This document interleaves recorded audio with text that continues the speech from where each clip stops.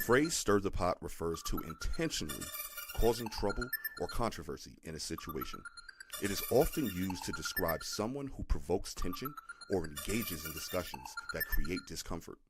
For example, if someone says, "Don't try to stir the pot," they are warning you not to escalate a situation unnecessarily. The expression originates from the idea of stirring a pot to mix ingredients, symbolizing the act of stirring up a contentious topic or situation. Well, here at Stir the Pot, that is exactly what This Is Jay, Big Fan Breezy, and Philosophical P specialize in every week. So buckle up for the next 2 hours as the Triangle Offense cooks up that essential flavor. Stir the pot. Come get a whiff. Yo, it's Big Fan Breezy, Philosophical P. This is JTV. I gotta say, to set the tone, everybody got a chef hat now. Everybody got a chef hat. I got a chef hat. JP, all of us got a chef hat. No, you ain't got no chef hat. And it's a good day. You ain't got no chef hat, bro. I definitely got a chef hat. I got a custom made chef hat. No, we got chef hats. You ain't got no chef hat. I definitely got a chef hat for sure. I don't know, man. Nah, no, you don't. You had it looked like a do-rag that day under the fitted, man. Yeah, we got chef hat. I wore it more than one occasion. This can't go on. This can't go on. I can't go on. I wore it like 5 times. So Two out of 3 of us got a chef hat. Word.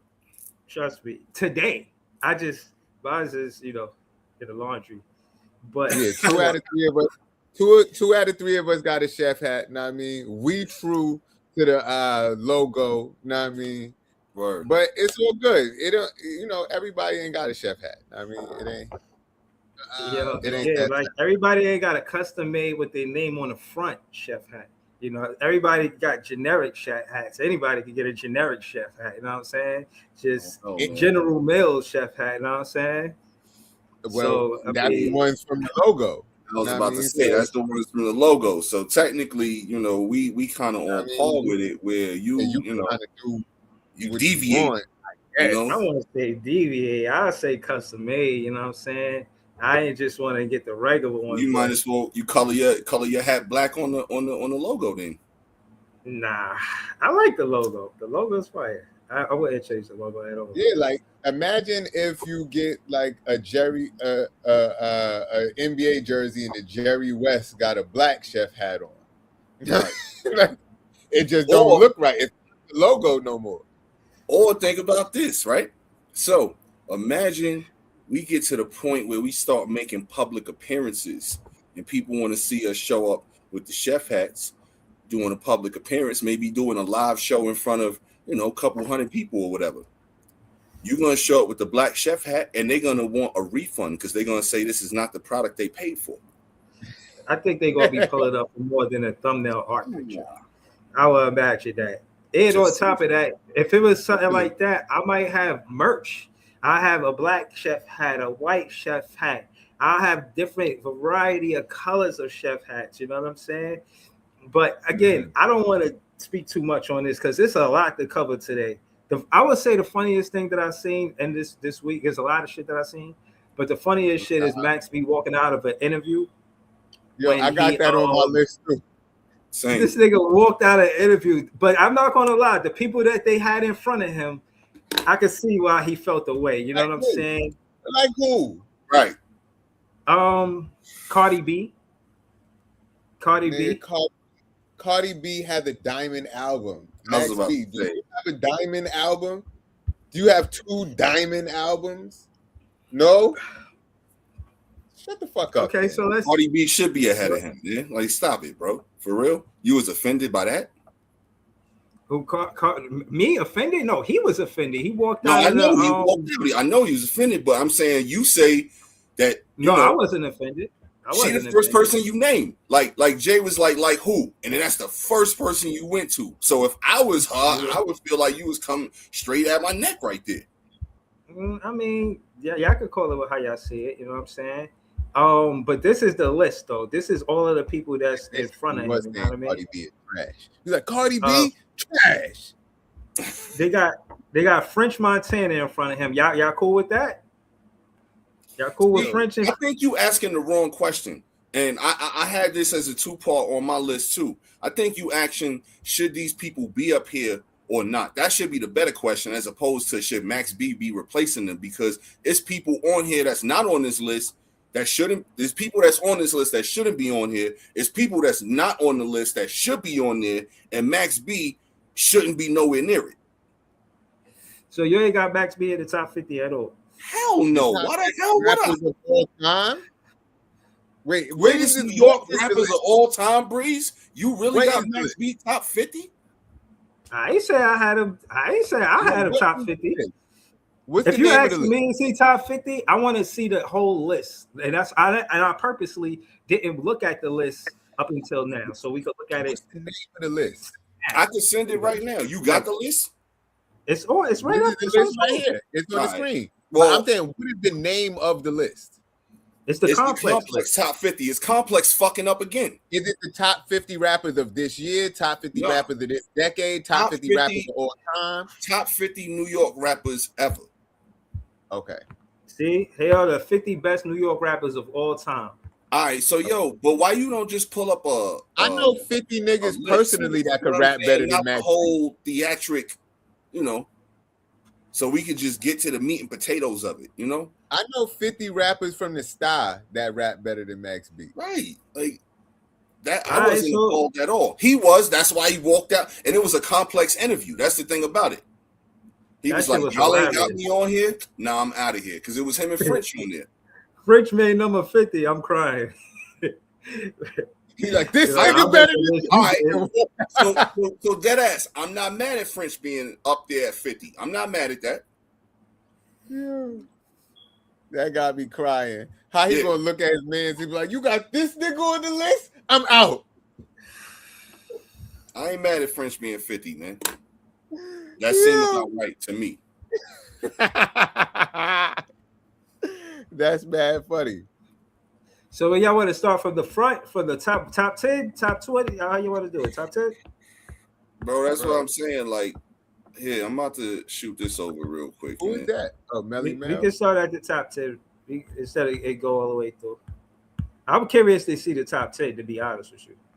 I don't need to see the list to know that Max B don't need to be on it, but shout to Max B. Now, if you might say, like, honestly, if Max B wanted to be on the list, I feel like he could be on something like the most influential rappers, the most influential New York rappers of all time. Maybe he might make 50 on that, because I do think he has had a lot of influence on the rap game. Nah, that ain't it, bro. That ain't the complex one. I don't know where you pull that. I just sent the complex one over in the chat. Let me see. But I just think when it comes to influence, maybe. When it comes to rappers that held it down, took a jail sentence and held it down, most definitely. But this is the list. This ain't complex right here. Bro, that ain't it. I'm trying to tell you.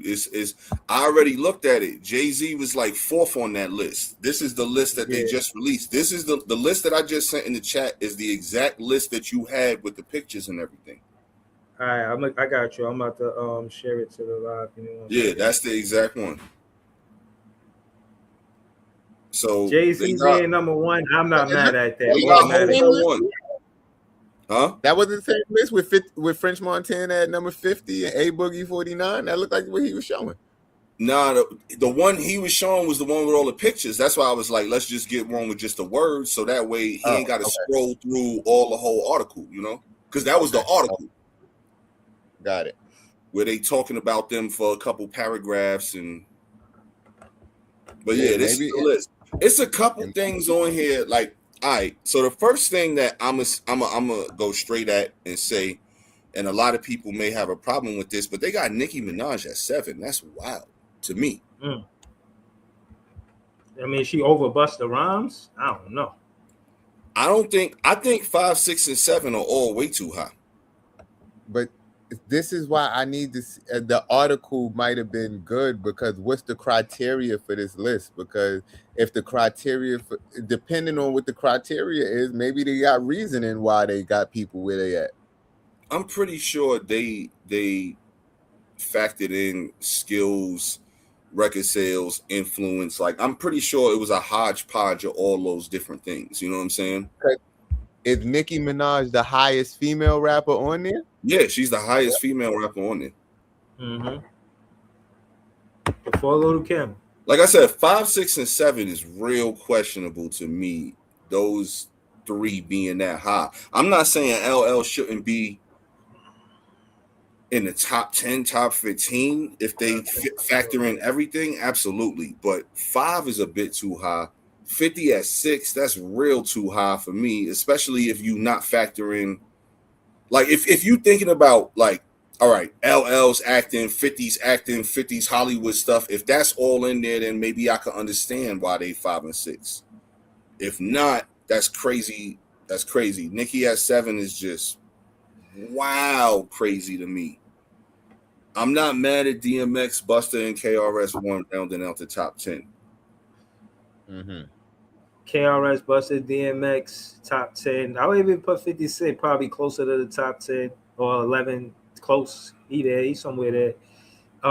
Gotta respect the OGs and Rakim. I'm not saying they should be 4 or whatnot, but he in that top 10. I got him somewhere. You could debate where exactly. Prodigy at 11 is crazy. He's so short-lived. Big was short-lived too, but no, Prodigy wasn't short-lived. He had hella music, bro. He just passed a couple years ago. You know what I'm saying? It was more recently. Yeah. But him at 11 is, I don't know. That's wild. Like, the people that he's ahead of at 11 is crazy to me. He break bread, ribs, and $100 bills, man. I fuck with P. Fuck with Bandana P, man. Ghostface, they got Prodigy better than Ghostface. MF Doom. Ghostface ain't better than Ray. Nicki at 7 is laughable. Danica said, "Oh, they got Prodigy better than Jadakiss." Wow. Yeah, that's egregious. Ghost ain't better than Ray. Like, to me personally, I don't know. That's crazy. And they got him like 13 spots higher than Raekwon. MF Doom was from New York. Yeah, and the fact that he's 14 is wild too. Yeah, I didn't even know MF Doom was from New York. Niggas just taught me something. I think like Long Island or something like that. Oh yeah, that's not New York. That don't count. I think it's something like that. Jadakiss is on here. Styles Pinero. Yeah. They got Styles P46. Yeah, this list is. I don't know, man. Fabulous 43. I feel like y'all getting way too deep into this list because I didn't even want to talk about the list. I just wanted to talk about the fact that Max B walked out because he wasn't on it. The lists are meant to be some bullshit 99% of the times because they just want you to talk about it. How A like Boogie with the hoodie get up there? So you saying Styles P is just a little bit better than A Boogie with the hoodie? Just a little bit better. Cardi B at 25. Nah, after my ass off. This list a joke. Hey, it's terrible. But remember though, this is complex again. So you know they all on their top 50 shit right here, and they keep fucking up. Because remember, we talked about it a couple weeks ago with the black TV show list. Like, they ain't having Living Color on there, and a whole bunch of other bullshit was on there. Mm-hmm. So, you know what I'm saying? Like, they always gonna make shit lists, man. Here's another one. Right, man. They got. Yo, they was talking about this on Let's Rap About It. They shit. And I forgot which one of them it was, but they didn't know who Paz was from De La Soul. They was like, who the fuck is this nigga? And they like, you know, saying his name, and they're like, I don't even know him. And then I think Fab had to be like, yo, that's son from De La Soul. And they was like, oh, all right. That's why that they didn't even know who it was. I forgot. I think it might have been I think it might have been Jim. But I mean, if you ain't want to talk about the list, Jay, what you thought about Cardi? I mean, Max B walking out. What you thought? You thought it was just funny? What you thought about it? It was hilarious. It created an internet moment because obviously people talking about it because of that. And I just think it's funny that the nigga looking at the list like, hold up, y'all think all 50 of these niggas better than me? And I'm out. like I think that was a standing on business moment. He stood on business right there. I don't agree with the business he stood on, but I agree with the principle. You think all 50 of these niggas is better than me? Fuck, I'm even on your platform for them. Yeah. He said, I'm surprised African Bambaataa not on there. I was crying. Rest in peace, African Bambaataa. Max B got to realize 99% of the places that he at right now didn't really want him there. They wanted French, and you just went French. That 50. They put Mos Def on the list. I like that they put Mos Def on the list, though. As he should be. Man. Yeah, Method Man, Mos Def, Slick Rick, Cameron. There's certain you got to put on there. Run, Q-Tip, Lloyd Banks. I'm glad Lloyd Banks made this list, man. I think he get overlooked probably outside of the region. Like New Yorkers, we respect his handle and all of that, but just nationally, I don't know if he gets as much recognition. But he's dope. But the thing is, if I'm doing a list, I'm doing a list based on skill most of the time. This list isn't based on skill, because if this list was based on skill, Lloyd Banks would be a lot higher, I think. And like this list is based on all of that bullshit, like influence and record sales and everything. Like, I hear you, but I think longevity is definitely part of this, because I think longevity is the reason that Hov got it over Big, basically. And that's a lot of people's argument when it comes down to that, debate. Well, yeah. I mean, I guess I respect the list for what it is, but I mean, it is what it is. But I don't like it at all. You know what I mean? I don't got no respect. I think they could. They could have been way better with this shit. I spit on this list. I list respect this. I spit on their list. They list is trash. Whoever made this list should never list things again. Don't even make a grocery list. I was just about to say that shit, man. You're not even allowed to do shit, man. Just go to the store. Get that shit automated. They get that shit automated from now on. Money Mike Jizza is up there. Dak ain't up there, which is wild. I saw Jizza. Where's Jizza? Yeah, Jizza. Let me fix the screen. He was somewhere. 32. Yeah, there you go. 32. Cool G Rap, Big L, Mace, Pop Smoke, Raekwon. Pop Smoke 27 is crazy. Rest in peace, respectfully, but that's crazy. Mace, Big L, Cool G Rap. Cool G Rap was huge for New York rap. Cool G Rap is animal, man. And straight 30 under. Wait, that's why the Juice Crew was so crazy. They blanked out Fat and Fat Joe. Yeah. I guess that's not politically correct. You can't call a nigga Fat Joe no more. That's his name. Yeah, Money Mike said. Money Mike said no papoose. I think papoose should have been on. Nicki Minaj, but you blank out Fat and Fat Joe. And now it's more disrespectful because it looked like you just calling him F Joe. Yeah, it looked like fuck Joe. You're right. Like, come on, man. Yeah. That's more disrespectful. Yeah, they got to stop making lists. Yo, I got a list of people who need to stop making lists. How about that? Complex is number one with a bullet, man. We need to make a list of that. Word, let's do that shit like in the next couple weeks, man. Make a list of shit, not like don't make a list no more, man. For real, man. Yo, Complex, if y'all listening, I need y'all to make a list of people who need to stop making lists and make sure y'all put yourself on there, your editors, your the people that work, the staff, the record label, and at the crew. And if you would be down with Complex, fuck you too. Know what I mean?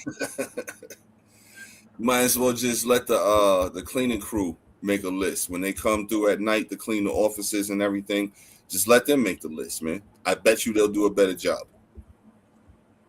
Nah. Did y'all see that this nigga Jim Jones has challenged Cameron to a versus? Yeah. Yeah. Like he challenged Cameron to a versus. He said that Cam is the reason that they lost to the Locks. So he needs to battle him personally. Salty much? Is this real life? Like, does he think he actually had the chance? Do you guys think he actually had the chance? No. I've heard good things. But you know what's gonna be weird is because they got so many songs together, man. So it's like, who gets what song? Who gets to play what song? The way I see it, they can't play the songs with them together. Don't play those. Then that's now like 60% of Jim catalog. That might be about 30%. That might be 30% of Cam catalog. The funny shit is, and I didn't fact check this at all, but Jim really might have a bigger catalog than Cam. Like, but for verses, nah, because it got to be shit people know. He got a lot of shit that don't nobody know. But I'm just talking about as volume and quantity of songs. Yeah. Low key, Jim might have surpassed Cameron's number of songs out, and I can fact check it just to see. But I feel like Jimmy has dropped a lot of albums lately. In the past 10 years. Lately, like, and Cam has been kind of chilling. He on first take, man. Yeah, man. But yeah, I think Cam got a chance in this.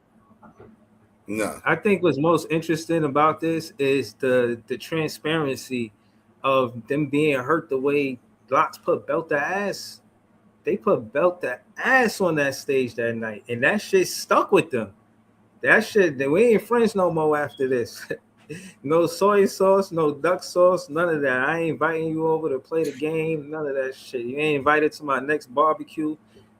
Don't call me for nothing. It better be an emergency or some shit. Other than that, don't call me for no kickbacks, none of that. Yo, that shit fucked up their whole shit. They ain't cool because of the way Locks put Belt the ass. Jadakiss said, we ain't got his. He said, these niggas got Grammys. He said, them niggas know about grams. We know about Grammys. That shit fucked up their whole Dipset. When Jules Santana tried to jump out in front on the Locks, and the way Jadakiss and them hold it down, even with them trying to lounge like Locks is light work, and he pulled the chair from under them, all that type of shit. They can never forget that shit, bro. That shit caused chaos in the Dipset crew.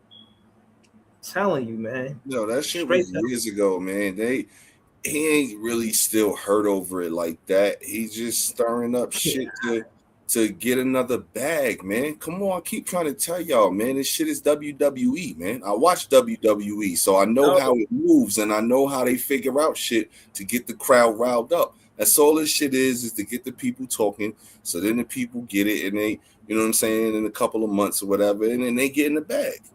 I don't know if I agree all the way, because Jim is an emotional ass nigga. I seen that nigga on Love and Hip Hop crying multiple times. Like, he's emotional, and him and Cam is going through some real brotherly shit right now where they not talking, so on his ego, he thinks, because I just looked it up, he does have 8 studio albums to Cam's 7. He got over 450 songs out. Cam got about 300 songs out. He got 21 mixtapes. Like, in his heart of hearts, he thinks he can win this shit. He thinks he's better than him. He thinks niggas shouldn't be putting me under Cam no more. I'm over Cam right now. But in reality, no, you're not. And you never have been. Right. Never have been. Like, not on one song did I be like, yo, Jimmy is better than Cam. Or Jimmy got this. Like, not on one song that they was on. You got him on that song. I can't think of it neither. Right. He had the better verse on that one. I don't remember saying that. Nah. But yo, shout out to maybe I'm just stirring the pot, but that's what I think it is. And I agree with Pete. Yes, it's money motivated, of course. But yeah, I don't think that. I think that shit left a stain on Dipset jacket. They look unprepared. They look discombobulated. The locks look in sync, in rhythm, clicking on all cylinders. And I mean, it just adds to the legend to why the locks is so great. They just made the locks look greater. It wasn't like Clash of the Titans like it was supposed to be. Dipset could have ran a way tighter shit. I didn't think it was going to be Clash of the Titans. I thought it was going to be a runaway like it was. But it's hard to put anybody against the locks, man. Honestly. No, but I remember the lead up to that battle. I remember the lead up. A lot of people had the locks as the underdogs. Like the streets was saying Dipset. Oh, this generation. The Dipset wave in New York was a real thing. Like niggas started wearing BB jackets and Pelés with the stones. Yeah. All the wallet chains, the Dipset mixtapes that was out, it was similar to the G Unit run. Like it was one of the only mixtape runs that rivaled the G Unit run. People thought Dipset was gonna go up there and wash the locks. But me personally, from knowing skill in rapping and from watching these verses to understand that the older songs hit harder a lot of times. Like if you could play some shit with Big on it, you could play some shit with Mariah Carey on it. Like them songs going to hit. And I don't know, people underestimated the locks, and so did Dipset. And the locks went up there as a train stage presence. Crew. They was rapping their lyrics. They wasn't just letting the songs play. They was rapping the songs. Like all of that shit mattered. It looked like they've been performing together for years. Facts. I was highly entertained, bro. That was my favorite verses. And some of the stuff that I thought they would use in the verses, they didn't even need. You know what I'm saying? And you can't just credit Locks being a well-oiled machine. Dipset, they weren't. It was like you said, P. It wasn't no Clash of the Titans. They looked like they was trying to get it to them. It looked like it was only about the bag, and they only link up because of that. The Locks, they look like they was chilling. They got so much camaraderie, so much chemistry. You could just see it in the loyalty. Like the last track that they had, like, bruh, they tough, man. I put the Locks versus anybody too, bro. I'm serious, man. But and even him calling out Cam, that would be the equivalent to like Sheek calling out Styles or Styles calling out Jada. As a Locks fan, I don't want to see that. I would never want to see that. They never supposed to go at each other. It's not the equivalent because you won't see that. I don't know what the hell you talking about. I would watch that. I don't think that would ever happen. Hey, I don't want to see them versus if they would do it, but if they gonna put a Jada versus Styles versus, I would love to see it. Yo, I told y'all, I think the only three people that could probably have a puncher's chance against the Locks is if you take the best three out of the clan, man. I think that's the only way. Like somebody got Rockefeller. Give me Rockefeller, man. They not a group though. They a whole label. Yeah, give me Rockefeller, man. That's a whole label. That's not a group. J-Beans and Bleak. Yeah, that's not a group, man. They got enough songs together. I wouldn't. Do they? They put out the album. I wouldn't be a fan. That ain't enough. They had 20 songs. They ain't got 20 songs together. All three of them. They ain't got it. They disqualified. They can't even battle the Locks. Meth is not in my top 3 of the Wu-Tang. Young Money too. I would take Meth, Ray, and Ghost against the Locks, and that would be close. I think closer than anybody else. I think. Yeah, I guess, but I don't know. I feel like nobody is unbeatable, man. Nobody is pretty close. Nobody is unbeatable. There's you just got to go up there and do your thing. Nobody's unbeatable though. It's the music, and especially this would be the Locks. It'll be the second one as the Locks, but Jadakiss it will be his third if he does another one. But he ain't lose one yet though. No, it's the performance too. Like you said, if they know he embarrassed Fab too. Mm-hmm. He embarrassed Fab. And I honestly thought Fab was going to win that just because my understanding of how Versus went, I thought Fab had more of those kind of hits to pull that victory off, and he took it out. That energy, man. Jadakiss energy, he performing. I think Fab, he just looked like he was too cool for school, in the cut, chilling. And Jadakiss was performing. You know what I'm saying? Like I said, when Jules Santana tried to rattle Jadakiss, and he said, "We got Grammys. Them niggas know about Grams. What is he talking about? You cannot rattle Jadakiss. His performance is top tier." Again, I agree with you, Jay. I'm not saying nobody is unbeatable, but I can't see who can beat them. I just don't see who can beat them, bro. I don't see it. Yo, did you see there was Jadakiss and Fat Joe on their show? They was talking about the fact that Drake dissed DJ Khaled, and Joe was like, "I'm hurt, man. I don't know what to do. Loyalty is a part of the thing." And then Jada was like, "Nah, it's supposed to be musical, man. Well, he know niggas. He got money. He could call somebody." Again, but Joe, I think it's just bullying at this point, man. He's like, "Nah, that nigga got money." That shit had me weak. Jada keep it real. That's why I fuck with Kiss, man. He definitely keep it real, because nigga, bullying is a strong word. Especially getting bullied by Drake is crazy. Right. Like stop it. I think if Drake get a hold of that clip, he might be surprised. Like, somebody thought I bullied them for real? Like, this nigga Joe.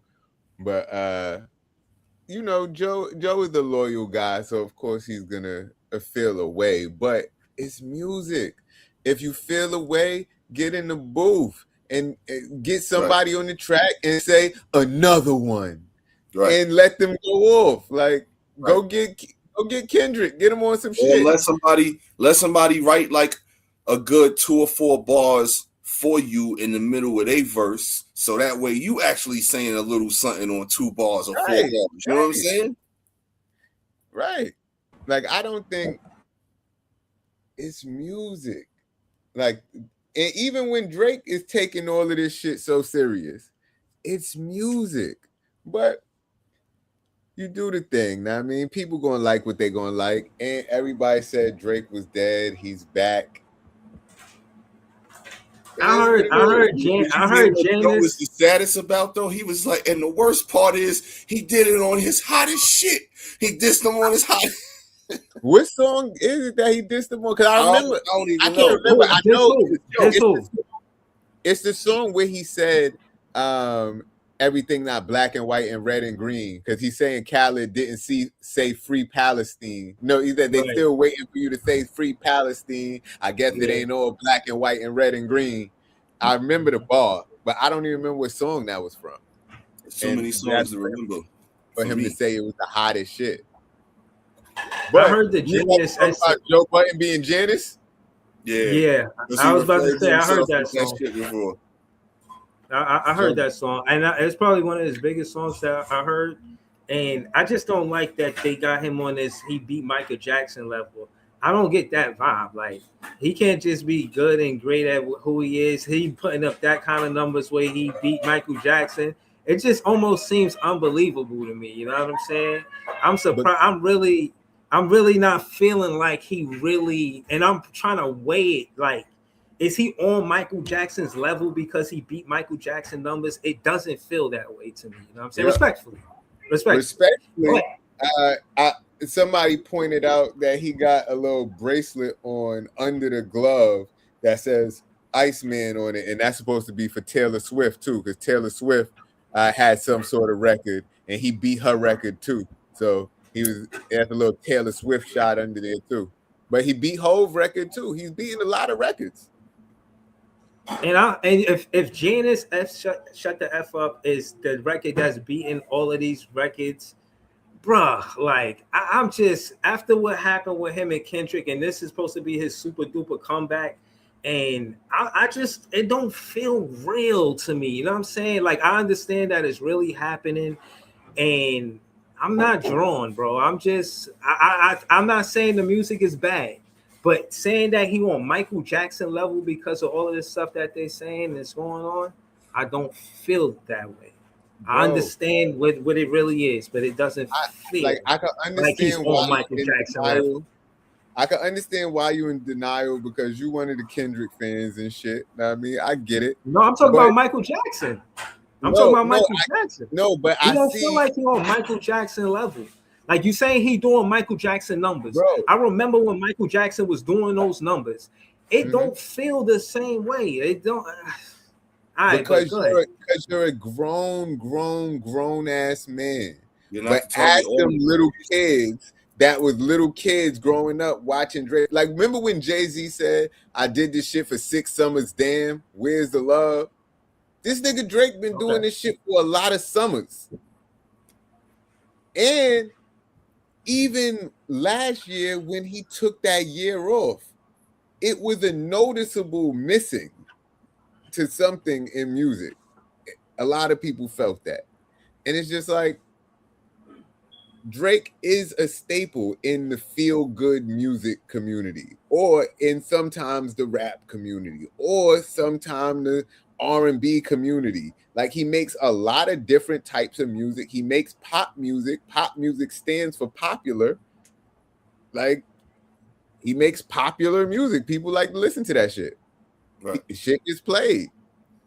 So he got a lot of fucking hits. He got a lot of hit albums. Like, having more hit.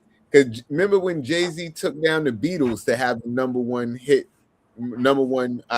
albums released, the most number one albums. Drake got that shit now. He got 15 number one albums. Like, I respect it. Right. Like I said, Breeze, you ain't the target audience, man. I've accepted I'm not the target audience.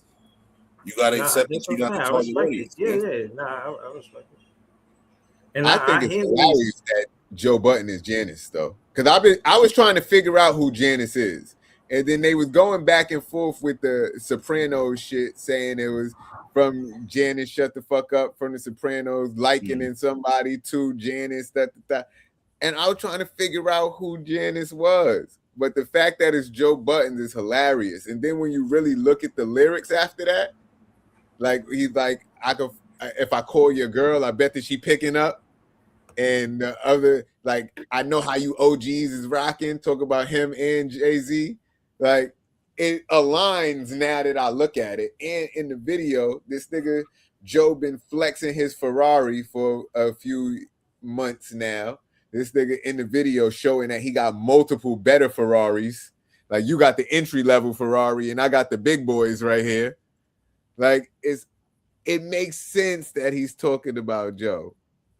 But I think that's just hilarious. Not even calling the nigga Joe, calling the nigga Janice. Yo, you know what? It just hit me, bro. It just like an epiphany as you were saying all of this about Drake. You know why I really just don't think that the battles to me hit well. Like, it just seemed like he out there having a pillow fight with people instead of actually lyrically sparring. You know what I'm saying? And I think that's what the battle part, like all of the other shit, like it is what it is. But like when you want to start the sparring, the lyrical sparring, like, yeah, like it's just a pillow fight, man. He said he says like little petty shit, little petty jabs, like shit that you'll get mad at if it's you, because he's talk like the other shit where he was talking about that he fucked his bitches. He's not going to just say I fucked your bitch. He's gonna say you don't know which one of your bubble tings I bought through the double gates at Lover's Lake or whatever he say. Like, yeah, you mad. I mean, like, yeah, that's a cool little bar, but when your bubble ting really did go to Lover's Lake, it hit a little different. Yeah, but I mean, even if how many years ago was that? He ain't with Shorty no more. Like, no, true, but that ain't even. Let somebody tell me that they smashed something that I used to smash. I'm gonna be like, like, cool, like, but he also said, I'm not smashing no more. That's a true bar. Even if it's a true bar, it's not a lyrical. No, true. It might be true, but it's not lyrical. What about if he says, if I call your girl right now, I bet she's picking up, and you know that she might. Then that's between her and Drake. I'm talking about different. I'm talking about different kind of bars. Those are, to your point, that would be true bars in that scenario. But is he lyrical? Like, lyrically, is he dissecting his opponent? You know, we all watch battle rap, so like, that's what he doing? And is he's saying he's doing that? He's attacking a podcaster, Joe Budden. He's attacking a podcaster. Yeah, that was part of it. So, but that's what I'm saying. Who's he attacking the most? Because Kendrick tried to chop his head off, but one of your biggest songs is attacking a podcaster. I'm just saying, if this guy trying to chop your head off, and then you trying to fight this guy, he's squirting a water gun. Like, what are you saying? Because you're saying you just saying. I'm saying he should be spending more of his energy trying to do what Kendrick did to him, opposed to going at Joe Budden. Is Joe Budden really damaging him? Like, what is Joe Budden doing? How is Joe Budden impacting his career in a negative way? Joe Budden, when that song was out, was like being a talking head. You perpetuate certain narratives, and if you're sitting there saying this guy is a corpse, Kendrick is out here killing him and putting that out here, Drake is whack now. You doing all of that, saying it to the audience goes with those narratives, and he's addressing the narrative of that.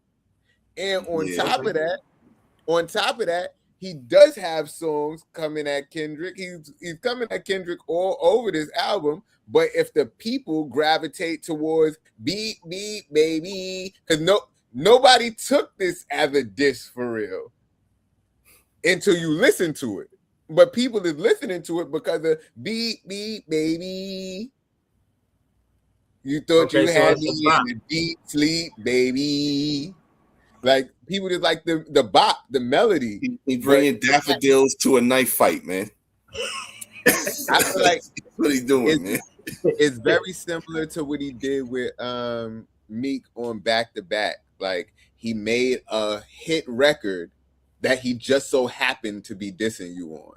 But was it a diss record? Maybe.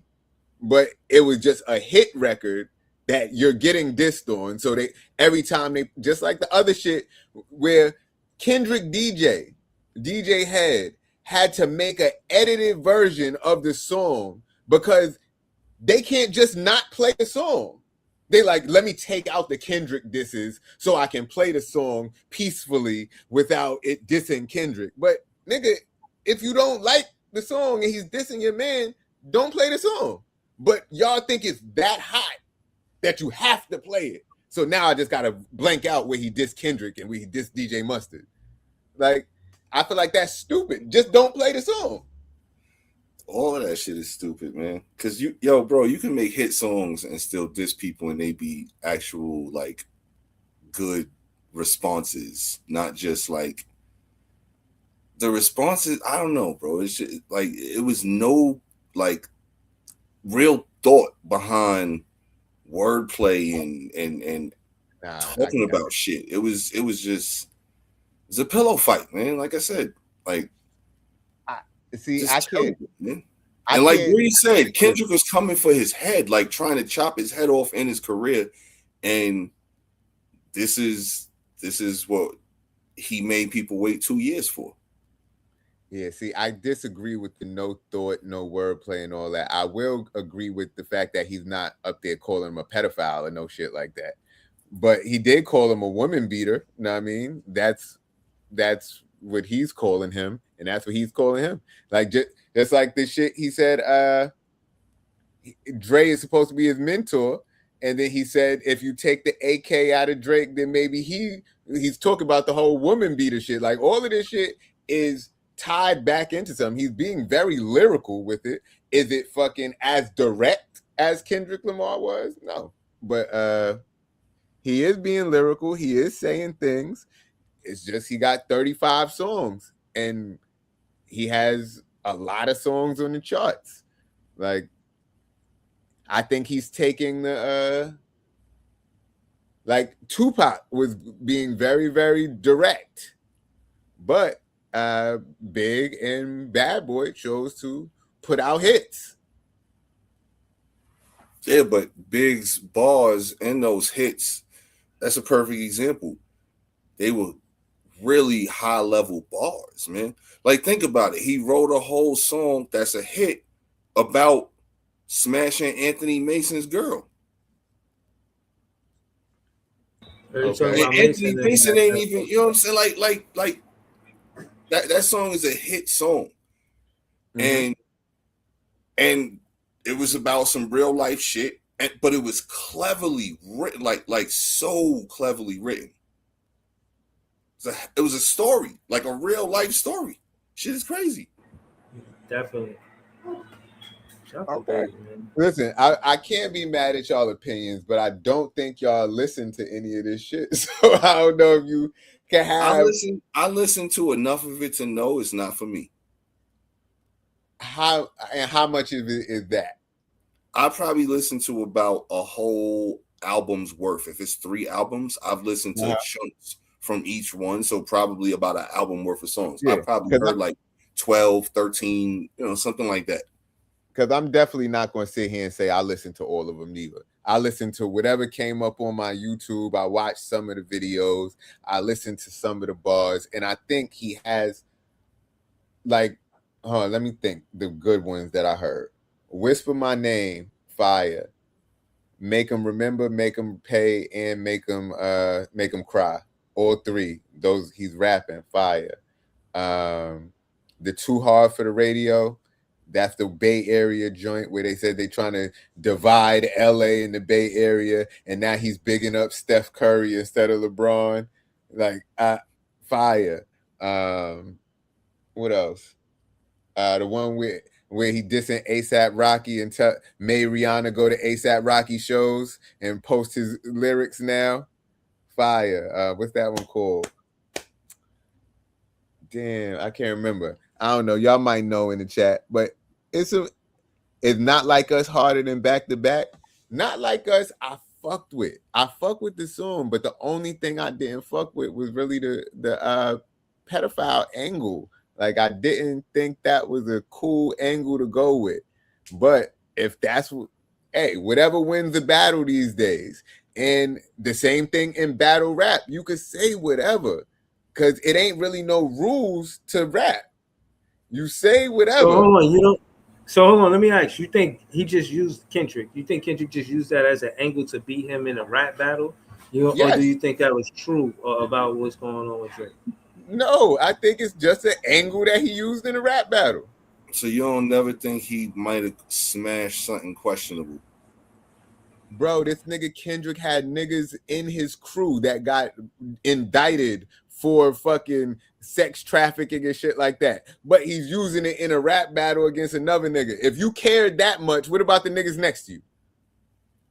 I'm just saying. I don't know. If it ain't, it's a rap battle. These things, just like Jada true, you can say it. Even if it's not true, you can say it. Like that's the thing. Like you said, right. Like It's a battle. So in a battle, you got to defend yourself, or you say so. You got to divert the attention back to the other nigga somehow. But that's just an inflammatory word. Like so, especially in these times. But if he knows it is true or might be true, I'm not mad at him for using it. Yeah, but me personally, I don't think it's true. I think it's just a narrative. So you see something, say something, make some good punchlines around it. It's a great angle. So you think he just completely made it up and then it didn't come from no type of anything? No type of actual truth? No. But it came from the fact that the nigga, they showed what it came from. Like the nigga had one of them young celebrity girls or whatever. She had his number or something like that. But he's fucking Drake. If you meet Dakota Fanning or somebody, yeah, they may ask for Drake's number. And Drake, like, I don't think he's trying to fuck Dakota Fanning or whoever the little girl was or whatever. I was about to say Dakota Fanning, like a grown ass woman now. Yeah, it was some Dakota. Like 30 or something. It was some Dakota or something like that. But I don't think he's actually trying. But Millie Bobby Brown, okay.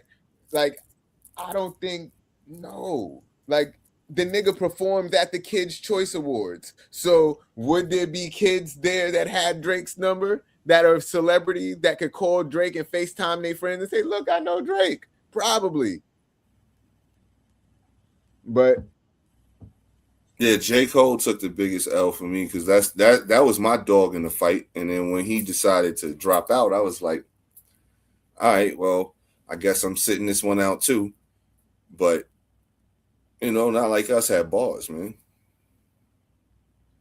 Yeah, J. Cole not getting involved because he was already involved. It kind of, I was surprised for one. I never thought he would do that. So, and then how he did it was real heartfelt, if you would, for lack of better words. Sat down on the stage, talking to thousands of people. Yeah, I keep and had a heart to heart. Like before he got in a real rap battle with Kendrick Lamar, I never would have thought that he would have did that. Nigga, I'm still kind of flabbergasted. Like, wow. I could not have been on J. Cole team because if I was there, I would have pulled the fucking plug. Like he would have never got to say that. Like soon as he would have started saying that shit, whole concert would have went. I'd have pulled the mic out, cord, everything would have went black. They'd have thought it was a blackout. That would have never happened. That would have never happened. No way would that happen. If I was on J. Cole team, I'd have pulled the fucking plug.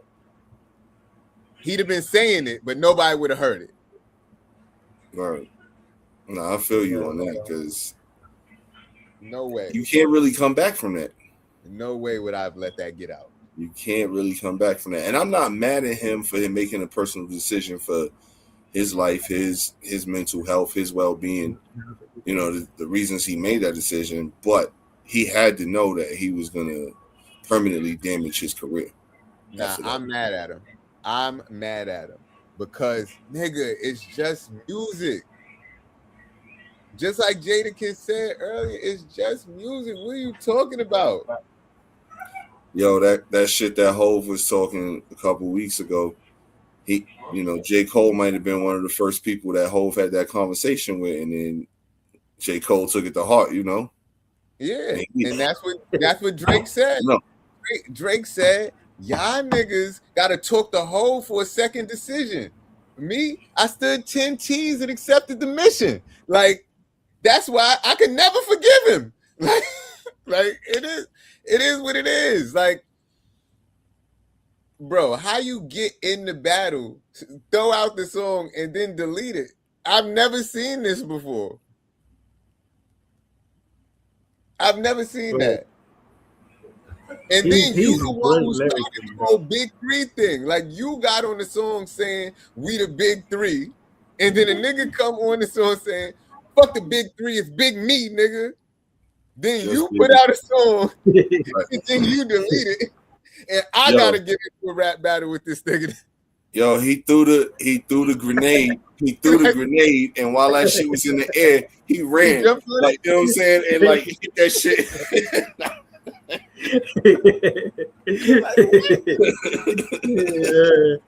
Oh man! Wow, yo, that shit is hilarious to me still. Like, right. see, and that's the thing with all of these. Because Drake didn't say that. Drake didn't say nothing about no big three. That was all J. Cole. That's the funny thing. Right. But I'm just a fan of good music, so I'm gonna listen to whatever's good, and whether it's this one, this one, or that one. If I like it, I like it. So I don't care. I'm never gonna say Not Like Us was a bad song. I just don't want to be dancing, doing a jig to a song about pedophilia. Like, that's just not my. That's just. It's not my vibe. I don't even think, to me, like, I understand why it was such a hit, but traditionally, like, that's not a hit type song. You know what I'm saying? Like, why you say that? I feel like that shit was catchy as fuck. It was so, it had an infectious type of hook. Yeah, but not something like bop. Like, you can't listen to that song and not when you say dancing in the club, I don't see that part to it. Like, not really. Like, crip walking, yeah, but other than that, fuck you really doing to that? That shit got a bop to it, yo. It do. Like, shit is catchy as hell. That thing. And everybody, that's some shit you can stand on the couch and tell niggas they not like us, no matter who it is. Like, if they broke, they not like us. Like, it's just a catchy, you could say it, it's Instagrammable. Like, it was a great song. Yeah. Y'all heard Jay-Z explanation on why he chose Kendrick for the halftime show? He was like, it wasn't because he did that to Drake. He just had the hottest song. He's like, he just had the hottest song. You know, he was basically saying, like, I didn't specifically choose Kendrick because he did that to Drake. He just chose Kendrick because he was hot. Yeah, and I just thought it was fun. I don't believe that for a fucking second. The fact that the fact that Drake was about to take his #1 album shit, this nigga was trying to make sure that, you know, knock him down a peg. You know what I mean? Just like they said, just when LeBron was about to break the record for the most points and shit like that, that's when this nigga Michael Jordan okayed the Last Dance footage just to put himself back out there a little bit, let people know who really is the GOAT. Like, niggas got to do that sometimes. Like, let me let this nigga know, knock him down a peg, get this guy up a peg. So, it's, you know, GOATs like to play games like that. But it is what it is. Speaking of playing games, did y'all hear that? I don't know if this is true. This is the source is Baller Alert. But did y'all hear that Nike playing games with Meek Mill? It says Meek Mill is big mad at Nike for dropping the Dreams and Nightmares LeBron 23 without giving him a heads up first. The Philly rapper called out the brand on social media asking why nobody hollered at him before using his iconic album title of the $235 sneakers. And I heard he got it branded, but they don't say it here, right here. I heard he got it trademarked, rather. Yeah, if he's got it trademarked, then maybe he got, you know, something to it. But if not, like, seriously, he mad because he named his album that and they named. Nah, stop. No, but the thing is, he did trademark it, but he trademarked it after he saw that. Like, so he can't do shit. Trademark right after he saw that, but it's like, why you did already have the truth? It's your biggest song. It's your biggest song. It's iconic. It's cultural. Yes, you want them to call you if they coming out with a sneaker named after it, but do they have to? No, because you didn't have your business in order. If you had your business in order, then you would be Gucci. Right? Yeah. Like. People be killing me with that type of mentality. Oh, just because I, you know, did this means that I got the rights to everything of that. Sure, if you can legally make that happen, absolutely you do. But if it's just off GP, fuck out of here. Right. All right. Someone said bag talk, but you don't got no mouth when the money bag talk.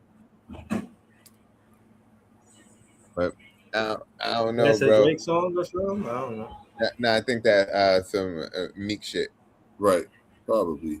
Meek Millie from Philly. Shout to Meek though, and I get what he's saying, but it's like Meek, you've been in this game for too long. You're not one of these young dudes.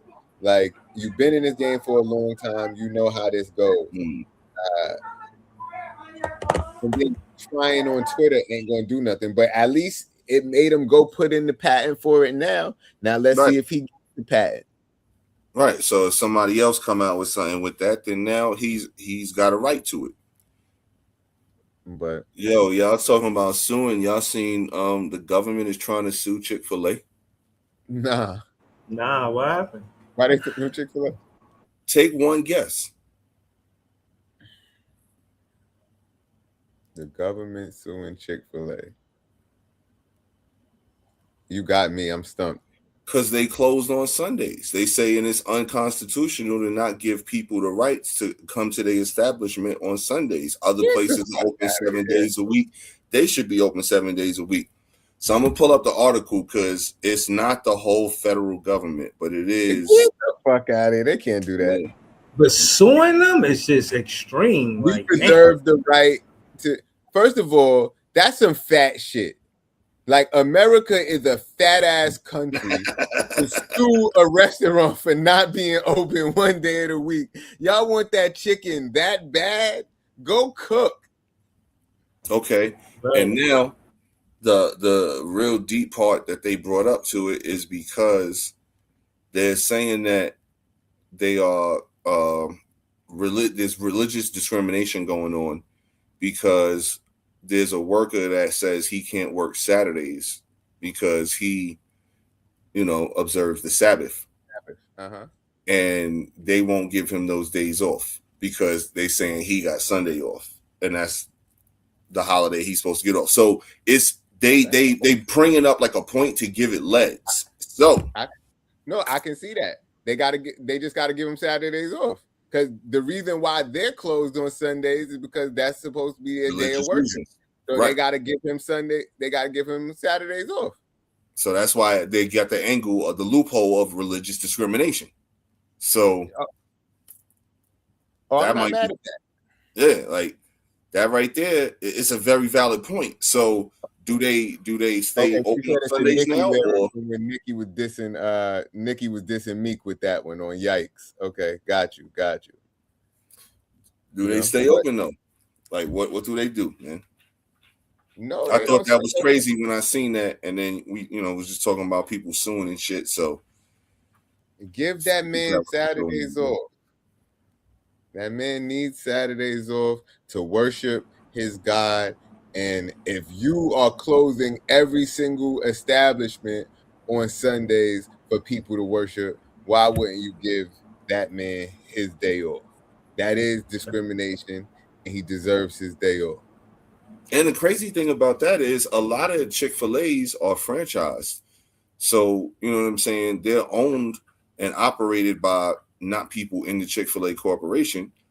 And that's a clause in the contract, though, if they decide to open up a location and use their branding and basically NIL type shit, name, image, and likeness, and stuff like that, they have to agree to that in the contract saying you will never open on Sundays. Okay. Well, for brand integrity. Because I've met a few people that own like Chick-fil-A's, and sometimes it's a dude or a woman who may own like a couple, like in close neighborhoods to each other. You know what I'm saying? Because that's what a lot of those restaurant franchisees do. Yeah, but I think every franchisee is certain rules they have to abide by to stay with the brand, the alignment of the brand. So I get that, but all I'm saying is they got to give that man his day off. I knew a dude who owned 2 Buffalo Wild Wings, and he kind of compromised some brand integrity, so they snatched him from him. Mm-hmm. Yeah. I think I agree with Jay. I think it should be across the board. If everybody wants that same respect for whatever their faith is. So yeah, you want that to be clear across the board that everybody it's equal. You know, everybody has the same rights. So, yeah, man. Damn, that's interesting. Though. Speaking the same rights, you see the NBA anti-tanking rules came out. Nah, yeah, I see that. They got the official rules. I'm about to send that over right now. But yeah, it came out like I think 3:00 this afternoon. They agreed on it. It's approved. So I did a show on it earlier, and in a nutshell, they said it's only for 3 years. Yeah, they're gonna show the lottery balls. So now you say only for 3 years. No team can receive 3 straight top 5 picks. So you can't be in the top 5 for 3 straight years. No, I'm saying they're gonna revisit this after 3 years. That don't apply to us because we ain't received a top 5 yet. Right. So the lottery expands from 14 to 16 teams. The bottom 3 teams receive reduced odds for the number 1 pick. There's a new 3-2-1 lottery system that begins with the 27 draft. I don't know what 3-2-1 lottery system really means. No team can win the number 1 pick in consecutive years. No team can receive 3 straight top 5 picks. And lottery odds are flattened to incentivize winning. So basically, nobody is going to get more ping pong balls than the other. Good. Yeah. Good for these losers that want to lose on purpose to try to win. Good for them. I'm not mad at them changing it, but I'm not mad at people taking advantage of the rules. People are going to find a way to take advantage of these rules too. Every rule people try to find a loophole for, but I think that's just a dishonest, low down, dirty piece of shit way to play a game. That's how NBA franchise and most pro franchises run it, man. They got that ridiculous mentality. Remember Al Davis, man? Cheat, what was it? Cheat to win or some shit like that. The Raiders used to say, man. Mm-hmm. I remember that was in my locker room. I mean, when I was in the Raiders, and so, I get it. Like I get it because if you don't do it, other teams are gonna do it, and that's who you're competing with. But I feel like you should try to win. Like I never want to be on the team that's going out there trying to lose on purpose. Like that is a horrible, horrible, horrible fucking precedent to set. And it's 82 games too, man. That's a lot of games to have that mindset. That's ass. That's why they did what they did, man. That's why management, if you look at both years that they actively tanked, right? The first year, they let it run too long to where the team was showing like they could play good and winning games they shouldn't have won and stuff like that. And then they pulled the plug later on in the year. The second year, they pulled the plug way earlier because they were like, yo, we waited too long last year to pull the plug, so let's pull it earlier this year. But both years, they pulled the plug. They put out there a team out there, kind of like the movie Major League, that wasn't supposed to do much. And then all of a sudden, they gelled and started doing good together, and it was better than expected. In Major League, they didn't pull the plug, but with the Nets, they pulled the plug both times, man. And shit is crazy because you kind of kill young players' confidence with shit like that. Yeah, definitely.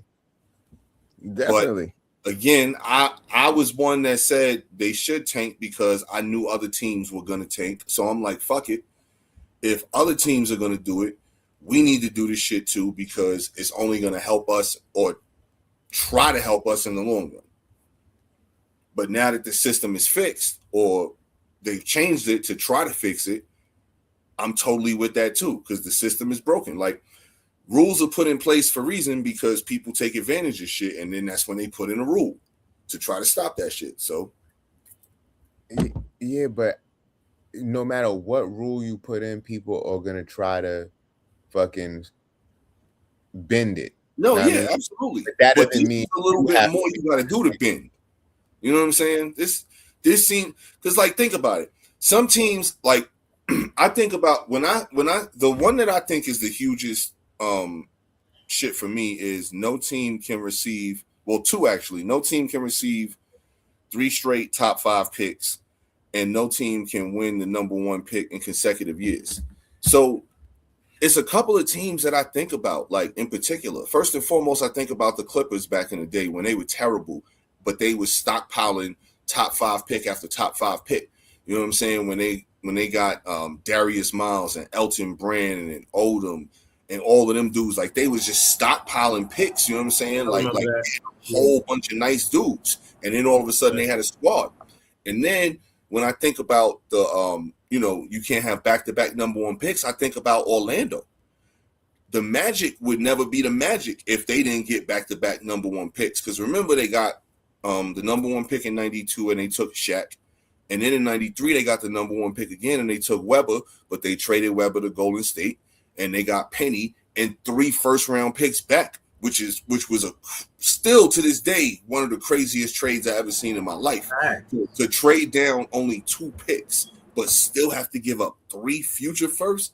That trade was crazy. The Magic GM was a hell of a GM. I forgot his name. I can't remember it right now, but I watched the documentary on him, and like that dude, man, he was a great GM, man. The only thing that he fucked up in is letting Shaq get away, and he mentioned that in that documentary, that he didn't handle that shit right. I don't know if this changes much, honestly. Like, teams like that would never exist again. That's what I'm saying. Like, never will exist again because of that rule. Well, as long as that rule's in place. I guess the number 1 pick isn't always the best player. Nah, absolutely not. But if you think about it, they said the Magic don't get the number 1 pick the next year, which means they don't get Chris Webber and they don't get the chance to trade for Penny Hardaway. And now that team never exists. The most recent one was the Cleveland Cavaliers in 2013 and 14. They got the number 1 pick back to back and got Anthony Bennett and Andrew Wiggins. What the fuck did that do for them? Nothing. Like, I think the closest thing is what the Spurs did. They should be trying to prevent what happened with them. They got Wemby. They didn't get back-to-back number 1 picks. But then, all right. No, so I'm just saying that they got top 5 picks in like 3-4 years in a row. They got 3 top 5 picks in Castle, Wemby, and Harper. Yeah, like they should be trying to prevent that. That's 3. They just trying to limit it to 3. You know what I'm saying? I don't think that's gonna happen for nobody else no time soon. Like that happened for OKC. You forgot how that team was No, I'm talking about since as a recent. I don't think it happens again because of this new rule they implemented. I don't the rules are not to prevent 3 in a row, bro. This is what I'm saying. The rules are to prevent 4 in a row. Because they giving you 3 times that you can get top 5 picks. Like they're not saying you can't, they're not saying it's only 2. And a lot of teams are built with 3 top 5 picks. Like that's why I mentioned OKC, because KD was number 2, Russ was number 4, and Harden was number 3 in back-to-back years. Yeah, they cleaned up. But then they could get 2, 3, and 6 though. Nah, but what I was telling Breeze, because Breeze mentioned the Spurs, and the Spurs was Wemby at 1. I think Castle was like 3, and Dylan Harper was 2. And I was like, he was like, so that won't happen again. And I was like, no, you can get 3. Like you just can't go more than 3. And that's why I mentioned the OKC shit, because like you could do 3. A lot of teams have 3. But that's what the NBA is saying is no more than 3. Because the Clippers was more than 3. The Clippers was like 4 or 5. They was stockpiling, because even though they was getting dudes, they still wasn't getting better. Yeah. They had like, I think 5, 6, 7 years, something like that, consecutive drafting in the top 5 at one point. That shit is going. I mean, I feel like the Wizards, they did well in this as recent as well too. Like I want to see how good this team going to be, because usually they get draft picks, and they haven't been successful with none of the draft picks. Not no long playoff runs, not no consistent duos like Tatum and Brown. Nothing impressive, nothing that jump off the screen for me. You know what I'm saying? I was surprised they got the number one pick after Bam scored fucking 80 something points on him. That was crazy. But so basically, yeah, you don't think these rules are gonna make things better? I think it's not going to be like rampant tanking. Absolutely, I think it's going to be more competitive basketball amongst the lower teams, because that's where, like, against the good teams, where you got the bad teams, you're gonna see uncompetitive basketball a lot of times. But when you got one team that's 10-31 against another team that's 13-29, that's a pretty evenly matched game. It shouldn't be a 30-point game because you sat half your team at halftime or some shit like that. It's going to stop that kind of basketball. Okay, we'll see. I think people will still tank, even if they can't. If they don't have a chance at a top 5 pick, they'll take 6. They'll still but the odds are flattened, bro. So it doesn't matter. So the lottery is 1 through 16 now. So let's say if I had the worst record and you had the 15th worst record, we still have the same chance to pick no matter where. The odds are completely flattened. That's the biggest rule. Because when you flatten the odds, like, my chances aren't better than yours. We all got the same chance no matter what. Yeah, but they still don't want to be 17. No, 17 is the playoffs. Okay. Well, they still don't want to make the playoffs because they want to. Because then, if the object is money, which it is, do you understand how much revenue they generate just off of a couple of playoff games? If they make the playoffs and let's say they make the playoffs and get swept, which means they only having 2 home playoff games, those 2 home playoff games is enough. You have, as the business owner of the team, you have successfully won because you made that much bread off of them 2 games. Okay. So now, even the teams that make the play-in, the 9 and 10, they still get a chance to be in the lottery, and you still get a chance to compete. I like that a lot. I was about to say, it looked like it could be a more competitive league if they do this the right way. If they do it the right way, it could be a more competitive league. We'll see. Because the way how it was before is the teams that was in the play-in, they didn't have a chance at the lottery. So once you even went to the play-in to even play one game in the play-in, no matter if it was a home game or away game, that was it. That was your chance for the lottery. Now, it don't matter. So that would be a loss if you made the play-in, you the team that don't have the home game, and then you take the L. That's a huge loss because now you got no revenue, no playoff game type revenue, money, TV money, none of that shit. And you got no lottery pick. So you basically like in no man's land at that point. Now there's no man's land. All right, listen, I'm not saying there's nothing wrong with it, but niggas is still gonna find a way to tip the odds in their favor and find if it's about a fucking mentality. If you have the mentality to be a loser and try to skirt the system, you're never gonna try to win. So but now losing isn't gonna skirt the system now. You gotta think of some supervillain shit to skirt the system now. That was the supervillain shit before, and it's just gonna be some different supervillain shit. Like it's good. It's my point. They just want to be bottom feeders. But you could lose all 82 games and still end up with the 16th pick in the draft. And before you could lose all 82 games and get top 5, but it top wasn't 4, guaranteed. Yeah. Now you're not even guaranteed that top 4. Now you definitely getting. I mean, not definitely, but You could go anywhere. There's no point to losing now. There was the way the system was before. There was a point to losing, to some degree. Now there's absolutely no. But we still don't know what 3-2-1 means. Yeah, I don't know what that shit means. So we'll see. We're gonna get to the bottom of this. And it says the lottery odds are flattened, but it doesn't say they're completely flattened. We don't know. What I know of odds is when the odds are flattened, they're leveled across the board. That's what that term means. Okay, I don't know if that, and you could be right. I'm not taking away from that, but some of this stuff is still a little vague. We about to possibly be going into some unruly baseball shit next, man, because the union and the players union.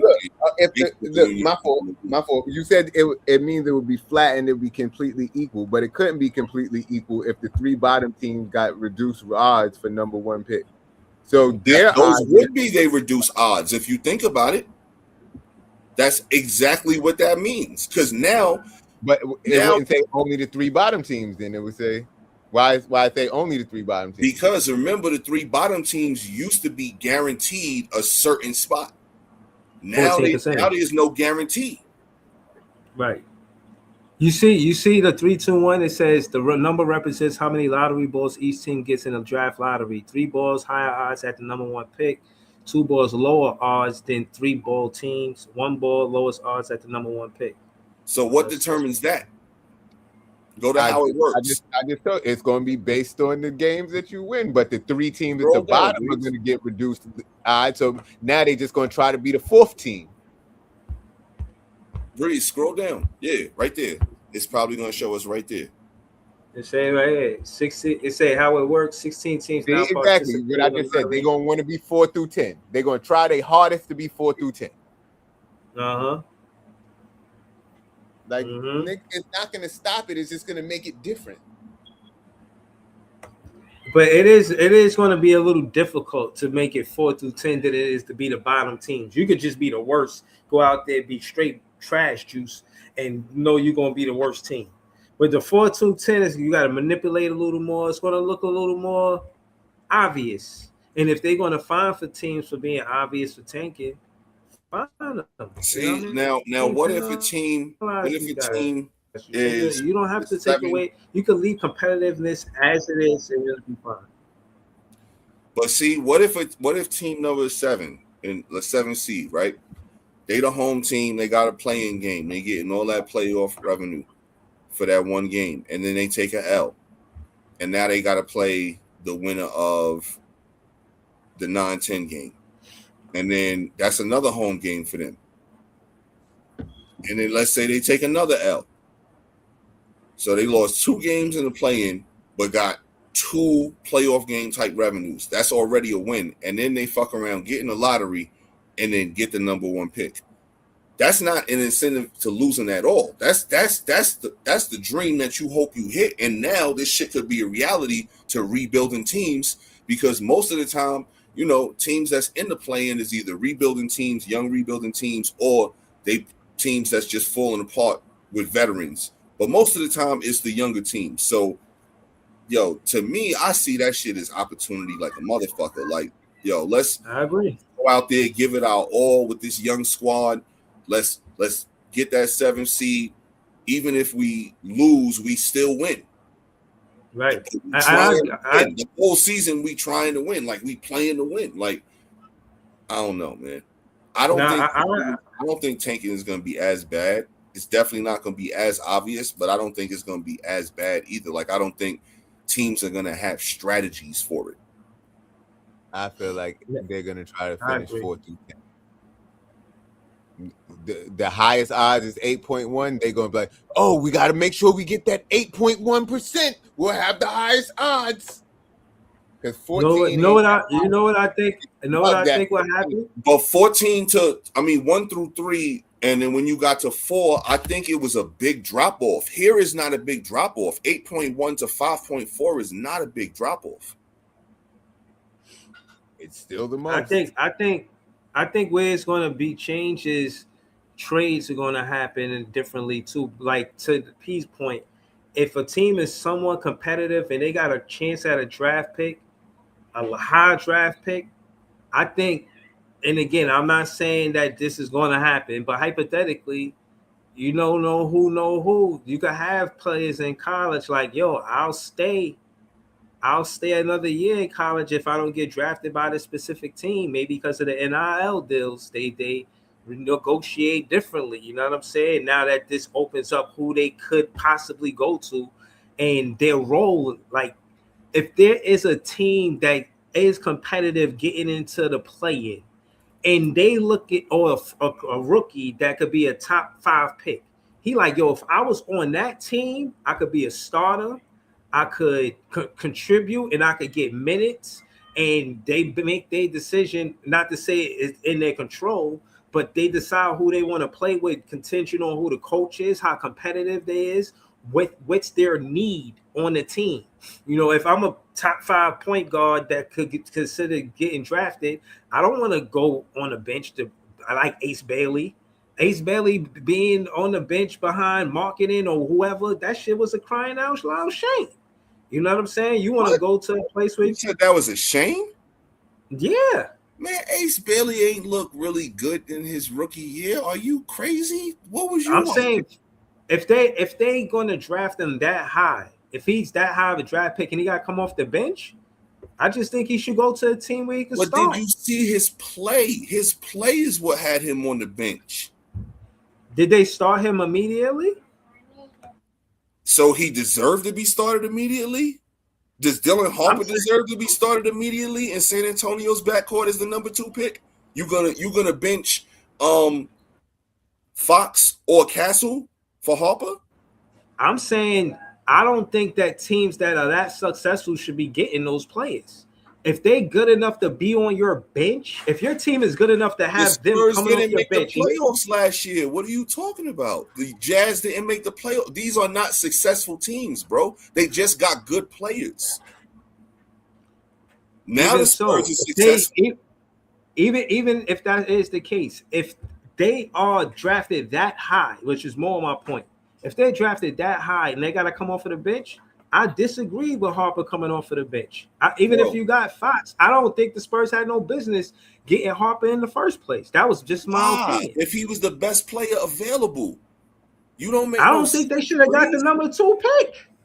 But I thought the NBA cheated for them, bro. Okay, this is what you're not getting. They sucked that year. That's why they got that pick. They were not good. They didn't make the playoffs. They weren't top nothing. So they got the number 2 pick. Now they're not supposed to be where they at right now, bro. They are ahead of schedule.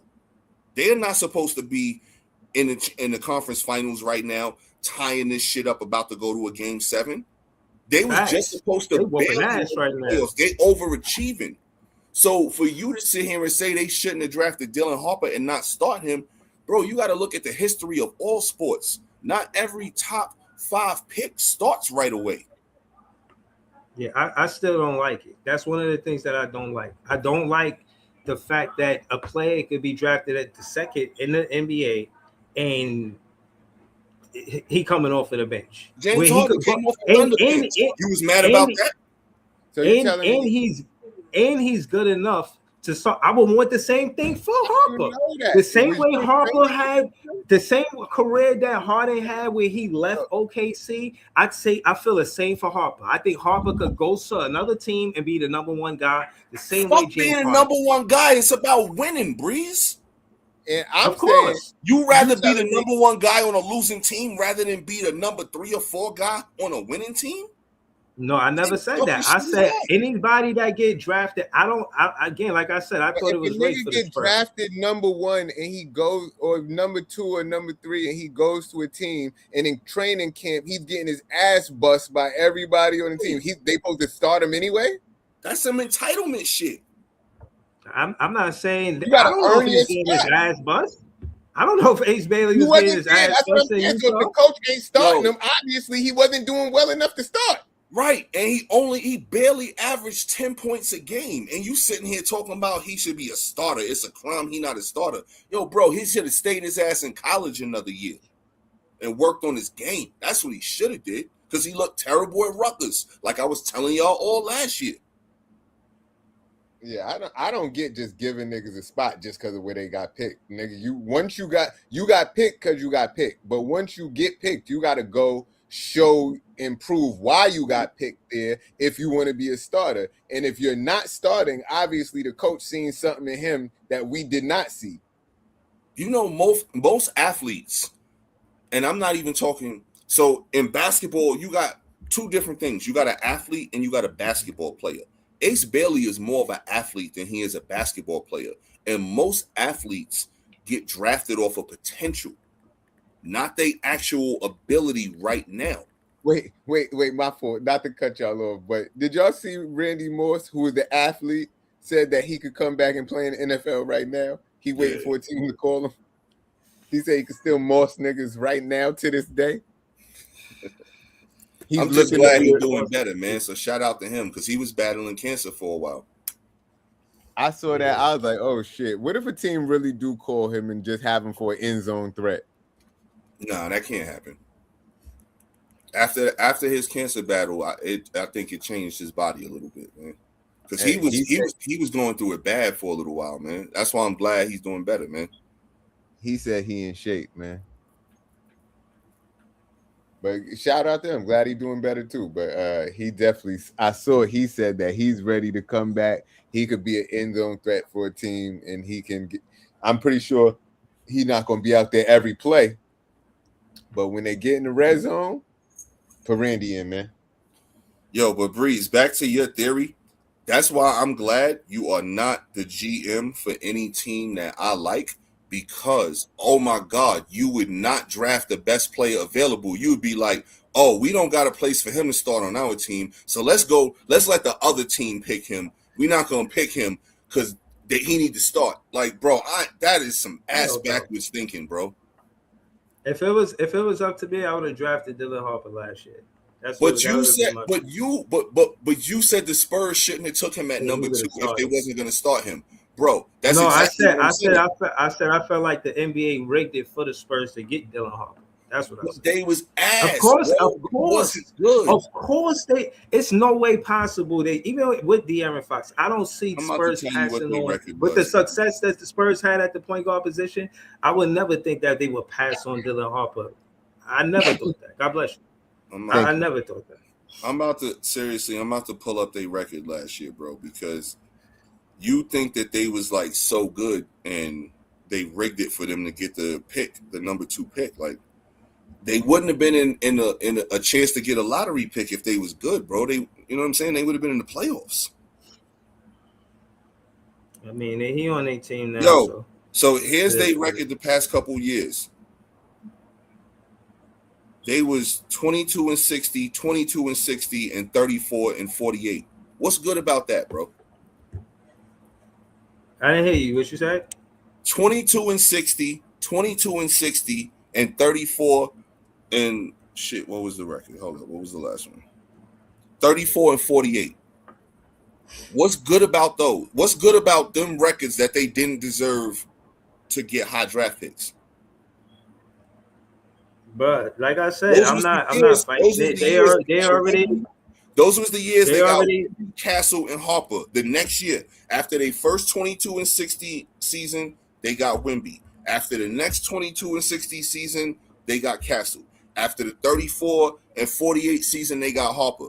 Why didn't they deserve that, bro? But I ain't saying. I'm just saying, like, if it was you talking like a fan. That's what I'm saying. You talking out your fan. You talking out your fan hat, bro.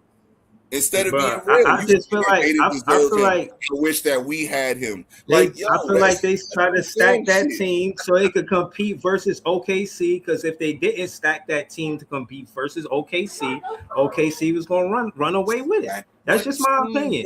That's my opinion. They stacked Wemby with talent. They was intentionally 34-48 and 22-60.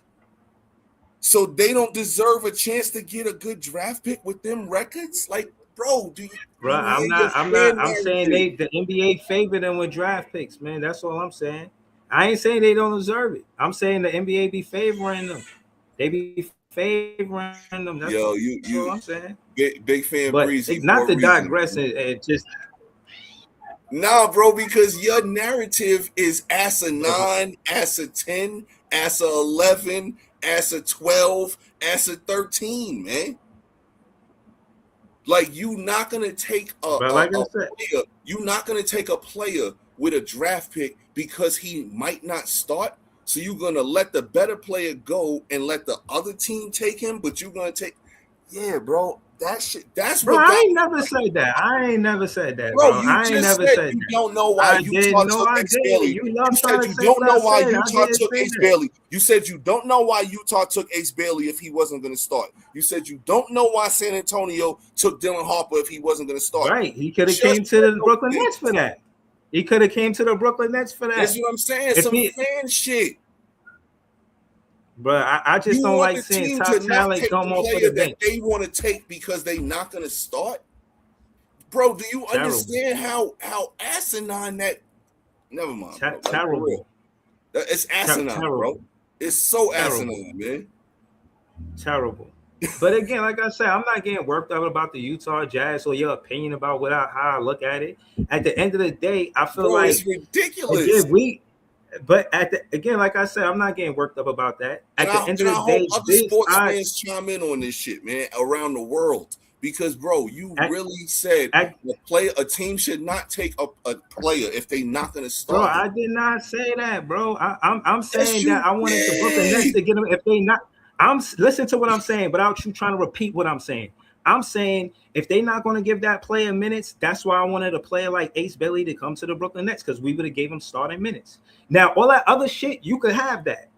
That's not even what I'm mad at. So they not getting minutes now? Dylan Harper not getting minutes in the Western Conference Finals? Hold on, bro. Hold on. Now you saying they not getting minutes, bro? Like, yo, you all over the place. Bro, I'm not all over the place. I'm saying I wanted the Brooklyn Nets.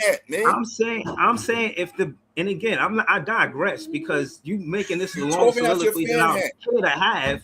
Because at the end of the day, I'm trying to get to the other topic. We don't got Ace Bailey and Dylan Harper. That's all this shit sound like, bro. It sound like jealousy. Bro, all I'm saying is talent that get drafted that high in the draft, it'd be nice to see them start. Long story short, regardless of who drafted them. Okay, so let's bench De'Aaron Fox, even though he's a better player than Dylan Harper at this point in his career, just because he was drafted number 2. Let's make our team worse to make Breeze happy.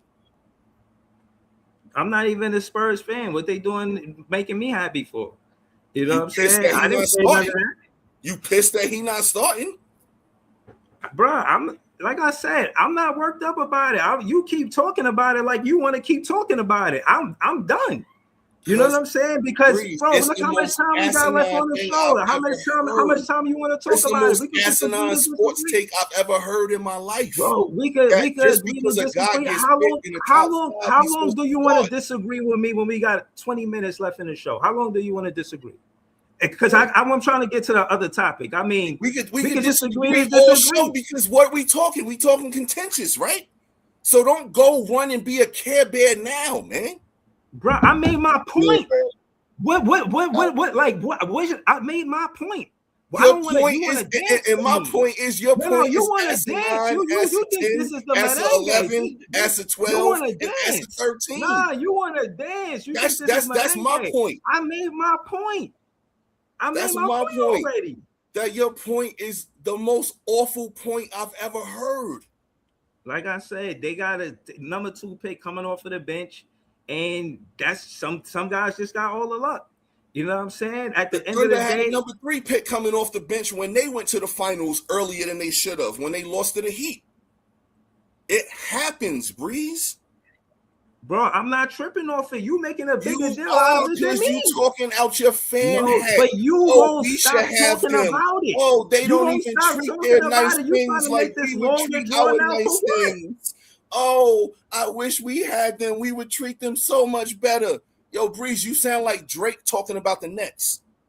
Nah, you dragging it. All I'm saying is at the end of the day, if Harper was on the Nets, he would be getting starter minutes. And it's nice to see any player get drafted top 3, top 5 start. That's what I'm saying. And again, the reason, hold on, to end my soliloquy, to make my point, this is the significance of teams getting to the 9th, 10th, or getting into the play-in. They could look at rosters like, yo, if I'm on that team, I'm the only thing that team is missing. You know what I'm saying? If they're going to flatten the odds that way, and that's why I said what I said. Now these teams that are being competitive, because I remember, I think it was Atlanta who they got Zachary Ricochet that year. That I think they went to the play-in or something like that. And I was even saying about them, how they get that number 1 pick when they were that good. You couldn't, under the old rules, you couldn't get the number 1 pick if you went to the play-in. So he was the number 1, then he went to 2 or something like that happened because they didn't go to the play-in that year. That's how they got the number 1 pick. Oh, they must have been close to it. I remember them competing for it or something. They had to be like fighting for the 10th position or something. It looked like Danica trying to get y'all to change the topic. She said, y'all, oh my God, you watching the BET Awards this year? I think Drewski about to elevate the platform again. Hold up, though, Danica, real quick. I'm going to always fuck with Breeze when he on his fan hat shit because like I told him before and he got offended and I don't give a fuck, but this ain't the Big Fan Breezy show. This ain't no fan shit, man. We talking real shit. Bro, like I said, again, you just being contentious, but at the end of the day, you drawing ain't no out fan shit. We talking real shit. You on the wrong show for the fan shit, like, bro. That's all I'm saying. I talk, like I said, we could have a debate about basketball, bro. I'm not taking this shit from you. You could set the debate up and we could just take it there. And it could be what it's going to be after that. Like I said, but I want the smoke. I'm not doing it. Bro, like, we're going to continue this topic for how long, bro? No, we can debate this exact topic. So next week, come prepared as to I'm why. I'm prepared now, nigga.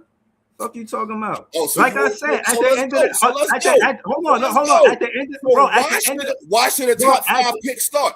Why should a top 5 pick start? Let me know. Why should they be guaranteed a starting spot? Guaranteed a starting spot? That's what you saying. Jay just basically said if they go to training camp and they get beat out by somebody else just because they the top 5 pick, they supposed to start. That's a hypothetical. He don't know that happened. Oh my he don't. Bro. So then tell us why you think a top 5 pick should automatically be a starter. Tell us. Please. We listening. We waiting. Bro, I'm saying Ace Belly, he could have went somewhere and started because if he scouted that much for his potential, you're supposed to let him play and develop. It's 82 games in a regular season. You're going to judge off of him in practice whether he should start over somebody, an all-star like Laurie Marketing. You're going to ask him to be better than Laurie Marketing just because he's not better. Yes. Bro, he averaged 28 minutes a game. So all of this, he ain't play shit. 28 minutes a game ain't playing. And yes, what you I'm happy just wasn't good enough to start. No, I'm happy he started the 28 minutes. Yeah, that's good. That's good. What you that's do good. in practice does affect whether you get minutes and where your minutes come from. I don't know what basketball. 28 minutes is good. Like I'm not trying to. You know what he wasn't. You know what he was in bringing it up, trying to reiterate, trying to get me in a debate. And I'm saying I'm debate you, but at the end of the day, nigga, don't say y'all. Nigga, I sat here quiet for 2 minutes while y'all talked about this shit. Don't say y'all, nigga. Right. And I said let's table it till next week, but you said let's go. He was a negative 6.2 in his 28 minutes on the court, man. Nah, I was trying to again get to my topic. Y'all niggas keep bringing it up like y'all starving today. Just admit you talking out. Just trying to throw y'all niggas in this because you getting cooked. That ain't got nothing to do with me. Just admit to the world you talking out your fan hat again, and it's the wrong show for that. That's all. Can y'all hear me? A little bit. It's jumping. You sound like y'all chopped and screwed. And he left. he said, I'm out of here. I'm taking my ball and I'm going home. Yo, bro.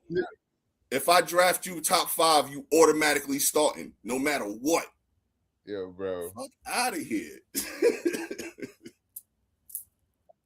Man, I didn't get a chance to talk about Ray J having brain damage. Oh, that shit was wild. We only got 5 minutes, 10 minutes left. But Ray J got knocked the fuck out. I didn't even know he was fighting Super Hot Fire.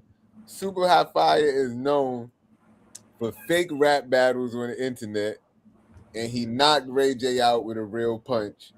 And then I see Ray J in the hospital, like laid up, talk about he got brain damage. What the hell is happening with the world? Bro, he was lumped up like Martin a little bit. You know what I'm saying? Like a lot of people ain't peeped the forehead. He had the two wild ones right here, and then another one here, and then he had like another big one here. He was looking like Baby Martin, bro. He and the crazy thing is, I watched the whole fucking fight. The first round, the nigga Super Hot Fire did not throw a punch in the first round. So he danced around, was weaving, letting Ray J get his shit off. And then the second round, they only literally fought for maybe 25 seconds. All them lumps in 25 seconds is crazy. Right. And he did the way how he got knocked out was wild. And then like him talking after was even wilder to me. Like, and then when I really seen the knock, I'm like, nah, man, like somebody need to check on him. Like, don't let him do shit like this no more. Like he need a like a guardian or something. You know what I'm saying? Like somebody making some decisions for him that's gonna be better than the ones he making for himself. That right nigga now. said we had a plan, bro. That nigga's crazy, bro. And I think they doing that because he got to be in debt. He got to be in poverty. It looked like he's rich. He's not rich, bro. I just feel like they exploiting him, bro. He just had a heart monitor performing on stage. He got no business in a fight. A whole 3-minute round fight. They might have lied to him. I think he's doing this because he don't have money, bro. I think it is. I think it's because of that. I think he want to stay relevant, bro. They might have told him that he was gonna win this fight. Like, yo, you could go out there, make it look good for a little while, and go the distance, and we're gonna make sure you bet some money on yourself. Or I think they might have told him you good, and it didn't happen that way because he looked shocked, like, nigga, you wasn't supposed to hit me. Like, yo, we supposed to be throwing phantom punches out here, man. Like, I don't know. He was in. I knew because of that thing with his heart monitor that he was in no condition to be in a boxing match in the first place, and I'm surprised Super Hot Fire got all of these fights because that wasn't the first fight that he had. He fought him. He fought like 2 other people.